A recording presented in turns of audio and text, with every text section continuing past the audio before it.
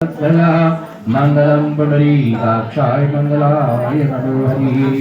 श्रुत उवाच यदानं वृक्षामि समा तुंगददातानप्रहौ प्रसादं हृदयस्य वापसौ तस्य पुत्रव्रतं दन्दान्भजे निशतम् अदस्तास्यामि विदानिर्वहौ सत्यपरं जयभू। श्रुत उवाच सूजी महाराज कह रहे हैं एक पुराने स्कूल में तुंगध्वज नाम के एक राजा, उनका नाम था तुंगध्वज, और उनका बहुत राज्य था। 100 तो उनके पुत्र थे, उनको अपने 100 पुत्रों पर राज्य बड़ा घमंड था। मेरे 100 पुत्र हैं, इतना राज्य, इतना कारवा, इतना धन है। वो भी बहुत घमंडी, बहुत अत्याचारी, उन्हें बहुत पाप किया, बहुत अत्याचारी ब्राह्मण राजा थे, बहुत गलत काम किए और किसी की मदद नहीं करते थे। एक बार घमंड के कारण वन में पहुंच गए, शिकार करने के लिए, पशुओं को मारने के लिए चले गए और उनको पशु कहीं मिले नहीं।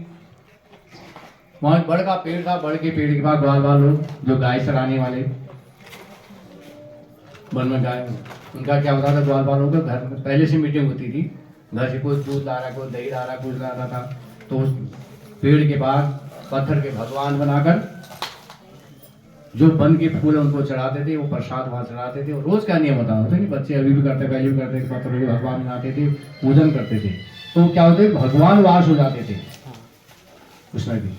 उनको आस्था होती थी, उनको ग्वाल वालों को वन देवी ये उनको आस्था बड़ी होती थी, वो प्रकट भी हो जाने वाली।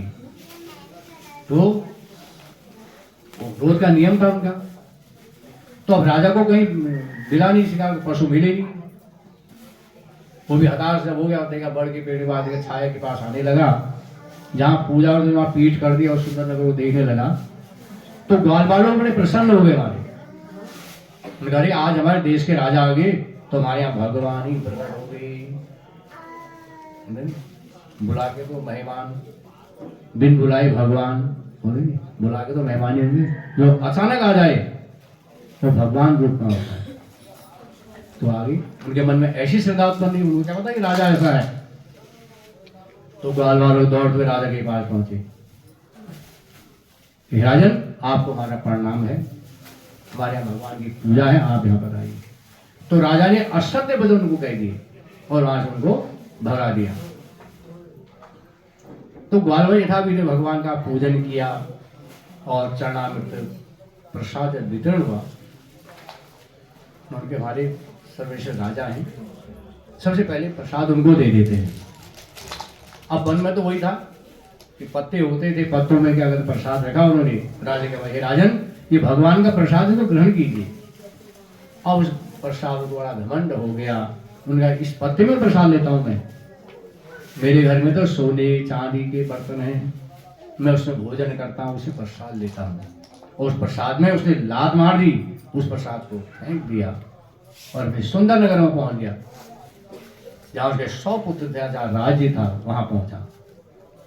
जैसे वहां पहुंचा था उसके 100 के 100 पुत्र नष्ट हो गए, जितना राज्य सब तहस नहस हो गया। राजा भी मुंह से जमीन पर गिर गया, बेहोश हो गया। बहुत देर में होश में आया, सोच विचार करने लगा, अरे अभी तक तो मेरे घर में सब ठीक था, अभी कैसे हुआ ये। सोच विचार करने लगा, जब उसका घमंड जब चकनाचूर हुआ, उसके बाद उसने कहा अरे गलती तो मेरी है, मैं वन में गया था और ग्वाल वालों से असत्य वचन कह के आया हूँ और प्रसाद को फेंक के आया हूँ, शायद उन्हीं का ही श्राप होता है। उसने दृढ़ संकल्प किया कि वहां पहुंचा, उसने सोचा अब तो ग्वाल वाल भी चले होंगे और मेरा प्रसाद भी कुत्ता बिल्ली चींटी में लगे, वो भी नहीं मिलता मेरे को। दौड़ा सीधे वहां पहुंचा, तब तक ग्वाल वाल लोग चले गए, उसके प्रसाद को चींटी कुत्ते में खाया हुआ था, उसे उसी प्रसाद पर झपट गया, उस प्रसाद से लिया और फिर सर पर रखा, खाया, उसके 100 के 100 पुत्र उत्पन्न हो गए। ग्राम अपने घर में पहुंचा तो वो भी हमें सत्य कथा करने लगा। और यदम कृते परम दुर्लभ स्मृति कथा पुण्या भक्त फल प्रदा धन धान्यादि स्मृति ही सर्व के मुक्तो भवति मानवः। तो भगवान कहते हैं कि कोई भी अगर एक शब्द भी सत्य कथा को सुनता है तो उसके घर में रिद्धि सिद्धि हो जाती है और धन धान की वृद्धि हो जाती है। जितने पाप हैं, कष्ट हैं, दुख हैं, दरिद्र सब दूर हो जाते हैं और मोक्ष को प्राप्त हो जाता है। यदम पठे नित्यम शृणोति पापानि सदैव सत्यायनम तेषा जन्मे मुस्रा। जिसने पहले सत्य कथा की, जो सदानंदो महाप्राज्ञा सुदामा प्रभुत, जो सदानंद नाम के अति करीब ब्राह्मण थे, जो भिक्षावृत्ति करते थे, अपने आनंद में रहते थे, वो दूसरे दिन में सुदामा हुए। यथेनाम जन्मनि कृष्णस्य ध्यात्वा मोक्ष, कृष्ण के द्वारा मोक्ष प्राप्त हुआ।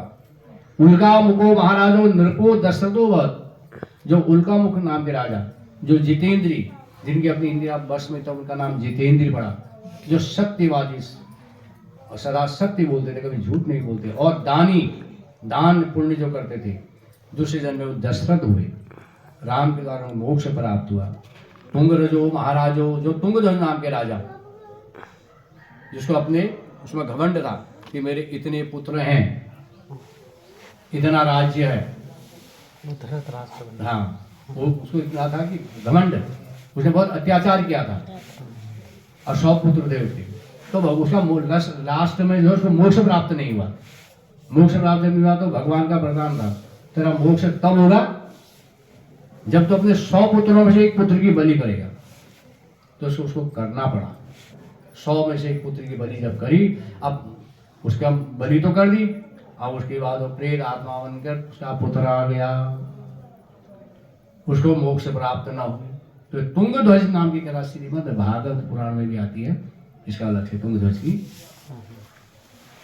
मोक्ष प्राप्त। तो इसलिए उसने क्या किया, श्रीमद् भागवत पुराण, जो 7 दिन का भागवत करते हैं, पितरों के नाम से होता है, 7 दिन, 9 दिन देवी भागवत, 11 दिन शिव पुराण, 5 दिन गणेश पुराण, मार्कंडी पुराण, इस प्रकार होते हैं। तो इसलिए पितरों को तारने के लिए जो सप्ताह करते हैं, 7 दिन का भागवत जो करते हैं, वह पितरों के लिए निमित्त होता है।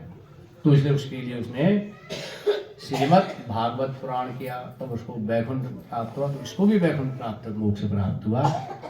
भूतवा गुण सर्वे ब्रजमंड निवासिनम नित्य राक्षान जो ग्वालवाल लोग थे, वह ब्रजमंडल के निवासी हो गए और वहां सुख से रहने लगे और अंतिम मोक्ष को प्राप्त हुए। श्रीमन नारायण नारायण नारायण।